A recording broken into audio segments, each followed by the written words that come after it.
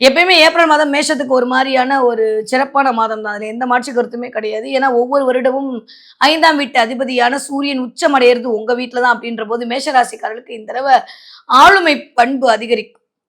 தன்னிகர் இல்லாத ஒரு ஒரு ஒரு தலைவனா நீங்க உருவாருவீங்க. மேஷ ராசியில யாராக இருந்தாலும் சரி, அது குட்டி குழந்தையா இருந்தாலும் சரி, அது பெரிய ஆட்களாக இருந்தாலும் சரி, இந்த தடவ கான்ஃபிடன்ட் பவர் அடிச்சுக்கவே முடியாது. அந்த அளவுக்கு பயங்கரமா பில்ட் ஆகும். 17ஆம் தேதி 18, 19 வாக்குல சுக்கிரனும் தன்னுடைய 2ஆம் வீட்டுக்கு 2ஆம் வீட்டு அதிபதி 2ஆம் வீட்டுக்கு போறது. 2ஆம் வீட்டு அதிபதி ராசியிலே இருத்தல். அதுவும் பஞ்சமஸ்தான அதிபதியோட சேர்ந்து இருத்தல். ராசிநாதன் தன்னுடைய விரைய வீட்டுல இருக்கிறது. இந்த 1, 2, 3க்கு நடுவுல இருக்கக்கூடிய இந்த அமைப்பு இதெல்லாம் பார்க்கும்போது வாவ் ஃபென்டாஸ்டிக்கான டைம் பீரியட். 3க்கும் 6க்கும் உடையப்பட்ட புதன் கொஞ்சம் நீச்சமா இருக்கிறது அப்படின்றது ஹைஃபை பண்ணிக்கலாம் மேஷராசிக்காரர்களுக்கு நிஜமாவே. ஏன்னா புதன் அவ்வளவு பாசிட்டிவான சைன் கிடையாது நமக்கு. சோ அதனால புதன் வந்து இருக்கிறனால கொஞ்சம் கம்யூனிகேஷன்ல வேணா கேப் வருமே தவிர பட் ஸ்டில் 15 தேதி வரைக்கும் கொஞ்சம் ஒரு மாதிரியான பலனும் 15ஆம் தேதிக்கு அப்புறம் வேற லெவல்ல டிரான்ஸ்ஃபர்மேஷனும் யாருக்கு காத்திருக்கு மேஷராசிக்காரர்களுக்கு காத்திருக்கு எழுதி வச்சுக்கோங்க.